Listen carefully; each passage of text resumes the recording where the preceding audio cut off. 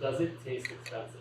Wow, it's so funny. That is a dumb question. Dan, it is not a dumb question because that's what most people would say. Does it taste like an expensive wine? As my mama used to say, you eat shit long enough, it tastes good. Sorry, cut that. Don't put that in there. I'm just kidding. Hey, I'm Sommelier André Hueston Mack, and today I'm tasting a $1,500 bottle of wine. There's lots of time and effort that go into this bottle that brings it to this price, but is it worth it? We're about to find out. In a past life, many of these bottles were opened by me or members of the staff. It was a sommelier at Per Se restaurant here in New York, and before that at the French Laundry. Generally speaking, whatever retail is, you double it, and that's what it is in the restaurant. So this bottle of wine could be $3,000 plus in a restaurant. We paid $1,550 for this particular bottle at retail. That's a lot of money, right? Like if you have a roommate, that might be your portion of the rent. I think for some people, it just doesn't make sense. Well, just right off the bat, there are definitely signs of quality. First, I'm gonna take a look at the label and point out some more details that represent what we're drinking. So this is Harlan Estate 2017 Napa Valley. This is their proprietary blend. So this is their red wine blend made from Bordeaux varietals. So looking at the bottle, just straight up, there's no real signs that say that it's a premium bottle of wine. Most of the time you wouldn't be able to encounter it in a wine store that would have it and be able to touch it, right? Like it's locked behind glass. Like those are the things that would probably tell you that it's special. I think when they're talking about on Succession, how everybody's wearing no logos, right? This is simply about the wine that's inside of it and about it being an ultimate luxury good, to say the least. It has this pinpoint drawing. The illustration on the front is actually the same illustrator who does the illustrations on currency, on money. So you'd have to think that would make this wine expensive, right? It would definitely make it rare in that way. Those seem to be all added things. So when we talk about why it would be expensive or why it would be special, packaging is one of them. One key thing that you have here, the bottles are numbered. That's starting to hint at you okay, hold on. This is not an everyday bottle from Napa Valley. This is like a security code. This is the authenticity of this particular bottle. People really don't counterfeit $1 bills, right? They counterfeit the most expensive, the $100 bill. And so when you start to look at something like this, you start to say, well, this wine has some pedigree. It must be rare enough that it has these security codes on it. Even on the back, it doesn't give you much. Doesn't even give you the breakdown of the grapes. It just says Napa Valley red wine. It's a combination of different grapes. If it said Cabernet, it would have to be at least 75% Cabernet or any type of grape that was listed on there. You don't know anything about this bottle of wine. You're just looking at it and you're trying to say, why does it cost that much? But you have to peel back layers of the onion, do some research to understand. So it's estate grown and bottled at Harlan Estates, and it says Oakville, California. You have to know a little bit about Harlan's estates to understand why it is special. Harlan is an estate that was founded back in 1984 by Bill Harlan. It's about 240 acres, pretty large, but only 40 acres of it is planted to vines. 40 is very small, so how that impacts is that you're not making a lot of wine. And that's how you get quality fruit. They're trying to make the best wine that they can make from the fruit that they have. It all sits in the Oakville region of Napa Valley. And wine is much like real estate. It's about location, location, location. The fact that this wine is not only just in California, more specifically, it's in a place called Napa Valley. More specifically, it's in a place called Oakville, where all of this is estate grown. You can have your own vineyards that are on the estate, that's considered estate grown, that you basically grow the grapes, harvest the grapes, and make the wine. So if you're not growing the fruit, then you're at the whims of someone else's, the way that they pick or the way that they want to farm. Estate grown fruit basically translates to quality in a lot of cases.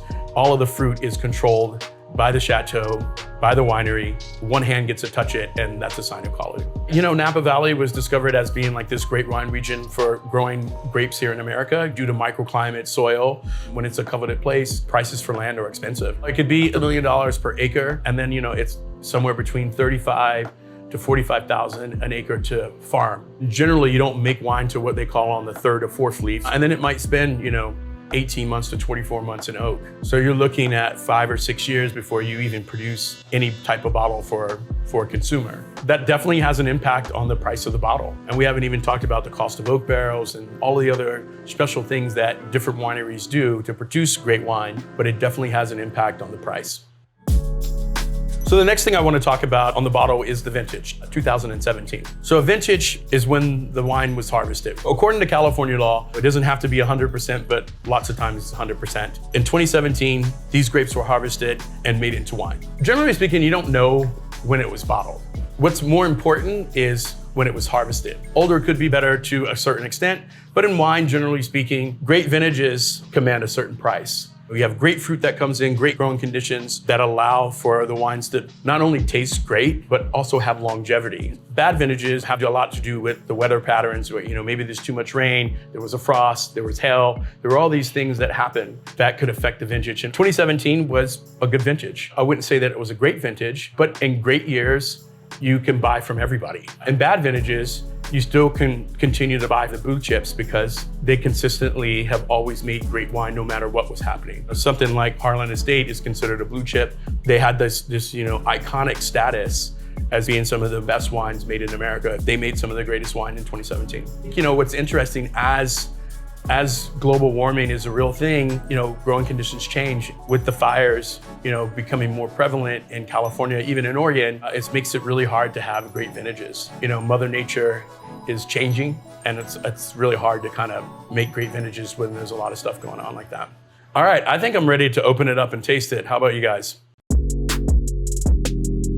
I think the price point and the rarity of this wine could spook quite a few people. But you know what? I would open this the regular way I would open anything else. I've had the same approach because I've worked in restaurants, and maybe the advice I'm giving you is because I worked in restaurants. It's so funny because I say that and then watch I break the cork in this thing. Right, you just got to go into it and just be brave with it. Let's get in here.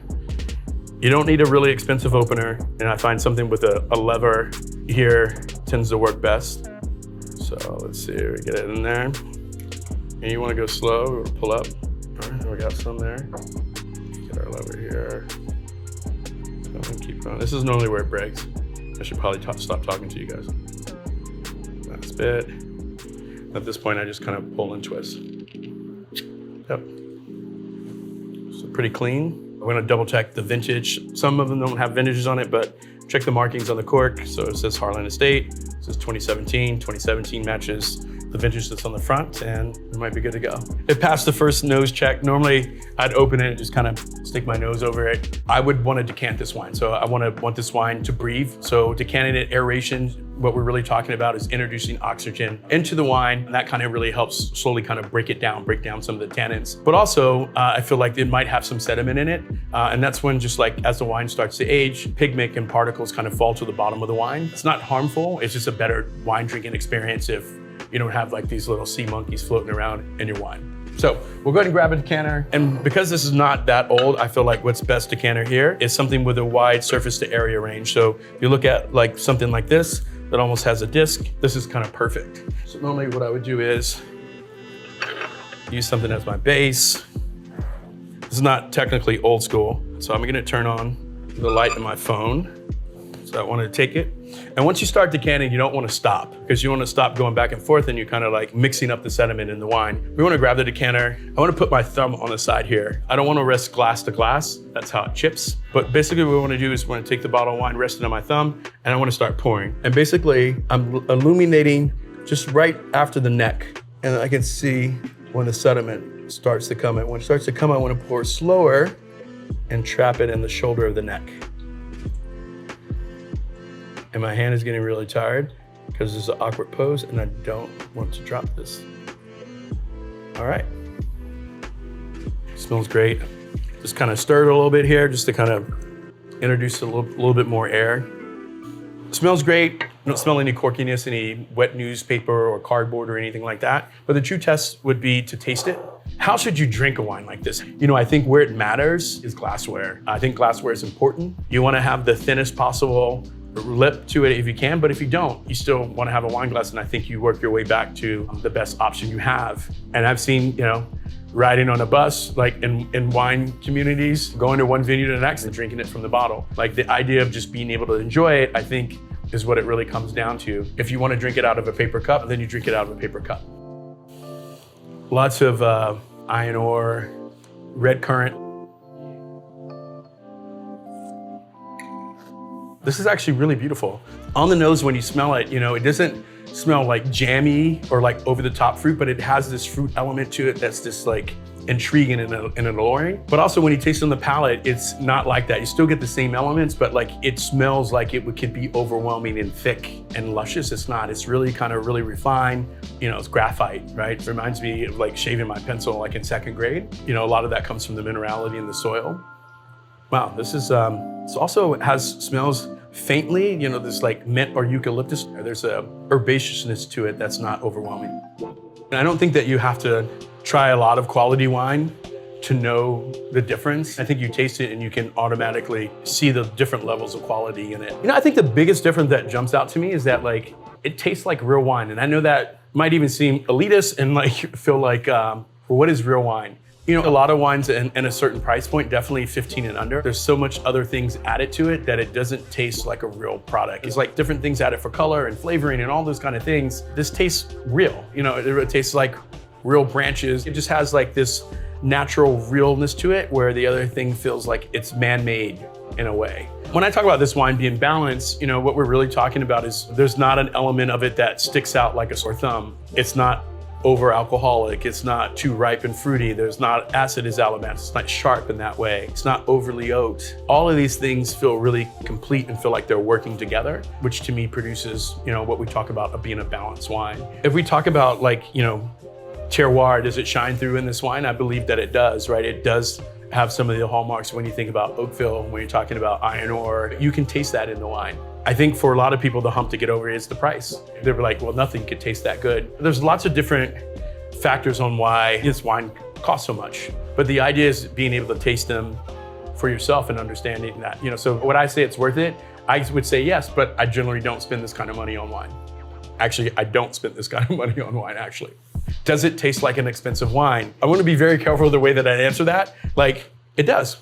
It actually does, right? I'm sure there's a lot of people out there, blah, blah, blah, blah, but it does. It tasted like somebody really cared about it. And you know, it gets dangerous at this price point. You can see why people in those kind of restaurants are nervous. I think, to be honest with you, only you get to decide what you like. If you're looking for, you know, a bottle of wine of this stature or this type, considering that like if you have the means and the desire to buy a wine like this, it can be purchased. Go to your local wine shop. The second place, and probably maybe the best place to get to a wine shop, is to look online. There are some pitfalls in that thing, you know, in the wine industry, we talk about provenance, like where did this bottle come from, who bought it, where it was stored, all those things mattered. If you had a rare bottle of wine and it was stored on top of somebody's refrigerator for 8 years, that's probably not good. You wanna make sure that the wine came from a reputable place and was treated well. And I think that also kind of removes you somewhat from the counterfeit market. The wine industry is coming, you know, a lot closer in understanding, you know, having counterfeit proof measures that are put on from chips in the cork to holograms. I think it's more important to buy from reputable places, you know, people who have a reputation for selling, you know, rare wine. That eliminates, you know, a lot of the risk. There is a reason why this wine is considered one of the best wines made in America and included in one of the best wines in the world. You know, my relationship with wine is all exploratory. For me, it's not to find a favorite that I want to drink for the rest of my life. That feels kind of boring. Now, maybe drinking to find the wine that I want to drink the last 48 hours of my life, like that might be different. Taste as many wines as you can, whether they're expensive or not. I don't play in that realm of buying these kind of wines. It's just not my thing, but I do get to taste them a lot. I feel like because I don't pay for them, you can really discern whether or not it's worth it, right? You know what I mean? It's like, you watch the bootleg copy, you're like, I wouldn't pay $14 for that movie anyway, right? You know what I mean? It's like, that was crap.